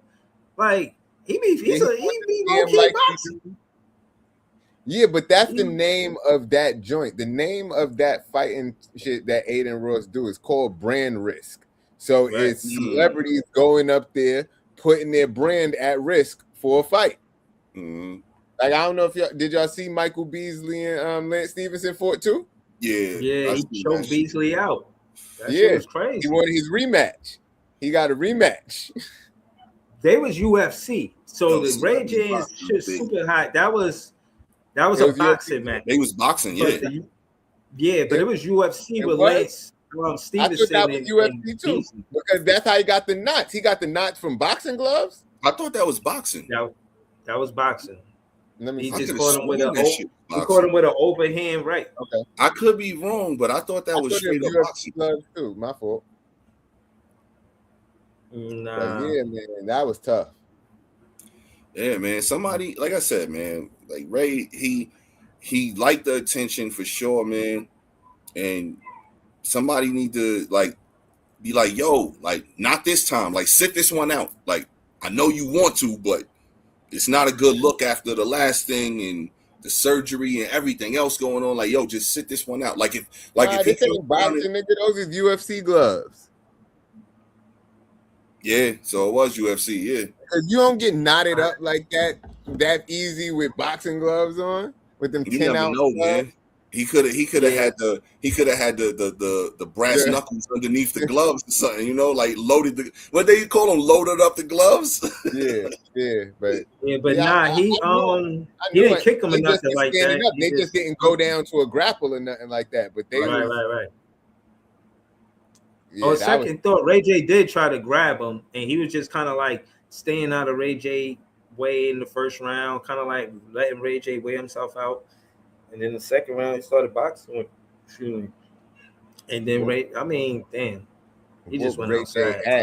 Yo, you're gonna see Ray J on some wild celebrity, the games where they be doing the fucking hang gliding and mountain climbing and shit. That's gonna be the next thing he gonna be on, man. Watch, unless somebody get him, man. The Traders, y'all seen the Traders where they be doing all of the wild shit? He gonna be on that shit next. Fuck around. Yeah, that shit is crazy, man. Thoughts and prayers out to Ray J, man. He got brain damage. Brain damage is crazy. I've never seen. What do you mean brain damage? I seen him in the hospital bed. I don't know if he really got brain damage, but like P said, I think he just want to stay in the headlines. So it's like, all right, fuck it. I got knocked out. Now I'm brain damaged. Come get me. Yo, a lot of celebrities, like in different documentaries and interviews that I heard them say, like, it's not the money they addicted to. They addicted to the fame, yo. Not all of them, but a lot of them are. Right now, social currency is like the biggest currency you could get is attention. And from the attention you get, what can you get out of that? While he's in the hospital, I didn't really look, but is he wearing a branded shirt or something like that? Like, it's like, what can you promote? And that's why he was saying the whole time after the fight, when he was saying it was fixed pretty much, he's like, we just lost a lot of money. We just lost a lot of money. Like, because it was obviously something that they spoke about before that fight. Yeah, I think. But how you going to trust? At least Ray J thought the fix was in, but it really wasn't in, man. Yeah, but if the name of it is called Brand Risk, you don't think it's a risky situation to trust a guy that you're about to fight in the event called Brand Risk? That's a risk in itself. You asking him to lose the fight, kind of, sort of, I guess, make it a tie. Nah, nigga, it ain't no tie. And then nigga T.I. said, nah, nigga, it ain't no tie. Word. This nigga, nigga just said that he admitted on Cam Newton that he do shit like this just for engagement sometimes. Like, it's the world we live in, man. That's a fact. And I don't know. Did y'all think the Lance Stevenson and Michael Beasley shit would go like that? Kinda, yeah. I think it go either way. I didn't know what was going to happen, but I didn't expect the fucking intros and everything to be the longest part of the fight. That fight was like 30 seconds, choke out. He tapped real quick, and they still was cool after the fight. So shout out to both of them. But they got to play checkers or something next. You know what I mean? They played basketball. They fought. What's next? They got to get a rematch. They got to play checkers live on TV. Yo, that's crazy. Checkers. Yo, hold on. Beasley is a wild boy, man. What'd you say, bro? I just wanted the subject that I wanted to bring up before we left. I seen this article from Earn Your Leisure. It said Wells Fargo had partnered with 3D construction company Icon to offer mortgage loans and financial incentives for 3D printed homes. As Icon preferred lender, Wells Fargo will provide home buyers 50 basis point credit towards their mortgage and extend financing to developers purchasing Icon's commercial 3D printers. So basically, they're in the business of 3D printing homes, and I ain't comfortable with that. You know what I'm saying? I just wanted to say that they stirring the fucking pot, because this is some new shit. I ain't never thought this shit would be possible. You know what I'm saying? I heard they was doing 3D, but now the 3D home, I don't know if I trust it. What's your thoughts on it, man? Yo, bro, I say the same thing about that building that you work in, bro. Because when I seen that building getting built, right, nigga, I literally seen them take a whole apartment and put them in the building. Like they was made on the back of a truck. And they was lifting them shits in the air and putting them in the fucking. I said, what the fuck? That's crazy. I ain't never seen that before. Well, I ain't never seen that. I ain't gonna lie. Yo, I promise you, bro. I seen them. It was apartments on the back of the truck. They were just like long poles on the back of the truck, flatbed truck or whatever. The whole apartment was pre-made, and of course, like once they put it in the building, they probably had to put fixtures in and all sorts of shit. But they had the apartments already pre-made, picked them up, and was shoving them in the building, bro. But y'all seen this shit before. Think about this, right? Anytime you see real life or movie, the big trucks with the whole house shit on it. It don't be the whole house, but it be like the whole living room and kitchen shit and all of that. So that's what it was pretty much. This shit. It was a high-rise building, putting them in floor by floor. Yeah, the Lego type shit on each floor, like the Carvana machine. Yo, but the Carvana machines is wild. Y'all seen them, right? Them shits is crazy. Yeah, like it's literally a big ass vending machine for cars, and nobody works there. You just go in there, type in a couple numbers, and you could get a car. Right. Wow. Breeze, you ain't never seen the Carvana shits? Nah, I ain't never seen. You could just type in the car, and then you just fucking coming like a vending machine, like a soda pop. Yo, it's a big ass clear building with cars in it, and you just fucking go up to the shit like Jay said. You press the shit and the car comes down like fucking B3. You getting a fucking Twix bar or some shit. You know what I'm saying? Right. But it's a 2023 Chevy Impala. Wow. Shit is crazy. That's incredible. That's the times we live in now, man. Yeah, we ain't Jetsons yet, but we close, man. People don't like talking to people. People don't like working with people. Everything is about convenience, fast. How can I get it faster without speaking to anybody, without doing anything? It's crazy. That's the society we live in, man. Wait, did y'all see this dude Trump is trying to put his face on a $250 bill for the semi-quincentennial? No, I didn't see that shit. That's crazy. Because it's supposed to be the semi-quincentennial is the 250-year anniversary of this country. So they're trying to make a $250 bill, and Trump wants to put his face on it. I don't know if it's actually going to happen. That's not crazy. And I just love the word semi-quincentennial, so I just wanted to make sure I said it before we left. So, yo, because of the semi-quincentennial anniversary of the country, UFC is actually doing a fight on the White House lawn. He signed off on that shit. I saw that too. That's crazy. Blood on the White House lawn is crazy. Right. Like, this is where our country is right now. That's crazy, man. It's going to be niggas' teeth on the White House lawn just chilling. Yo, we almost back to the Roman times where they dueling to the death, man, in the fucking circle with the spears and the knives and all of that shit, man. Yeah, Ray J said it off. Ray J set it off by getting knocked out for the semi-quincentennial. Shit is crazy, man. Yo, I bet you this fool gonna be sitting in some big throne too, like the fucking Caesar and them back in the day at those fucking events, man. Probably. I wouldn't put it past them. Right, man. I think this shit is a TV show, man. Oh, hold up, damn. TV show. I thought Breeze was going to bring it up, but know what I mean? Breeze ain't bring it up, but did y'all see that the Pope admitted to the fact that he apologized for the transatlantic slave trade? Yeah, I did see that. I did see that. That big fan, Breezy. I think they know the atrocities they did. They been knew they couldn't hold it anymore. I mean, it's just an apology, but it's a start. And at the end of the day, it being acknowledged is, I guess, the beginning. You know what I'm saying? Acknowledging the wrong they did, the harm they did, you know what I'm saying, the hurt they caused. And, let's see where it goes from there. But I'm glad they did acknowledge it. I'm glad I appreciate the apology. They got to send some goddamn reparations out this motherfucker. First step is acknowledgement. Second step is fixing it. Right. But shit, we stirred the pot. You know what I'm saying? Yeah, see the recipes.